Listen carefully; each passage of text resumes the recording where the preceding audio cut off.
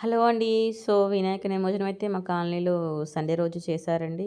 So, ఈ 5 days చాలా నిష్టతోని ఇంకా పూజలు చేసేసి నెక్స్ట్ ప్రోగ్రామ్స్, కల్చరల్ యాక్టివిటీస్ అన్నిట్లో పాల్గొని, అన్నిట్లో పార్టిసిపేట్ అయ్యి చాలా డైలీ ఇంకా ప్రసాదాలు చేసి, తీసుకొని, తిని ఇవన్నీ చేసినాము. ఇంత తొందరనే 5 డేస్‌లో దేవుడు వెళ్ళిపోతున్నాడనే కొంచెం బాధ అయితే ఉంది. బట్ తప్పదు కదా! సో, ఈసారైతే ఇంకా తొందరగానే నిమజ్జనం చేసేసాము మా కాలనీలో.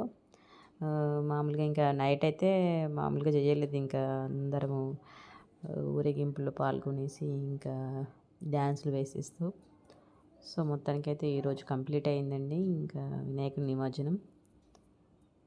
సో, ఫైనల్‌గా చూడండి. గణపతి బొప్ప మోరియా! మంగళమూర్తి మోరియా!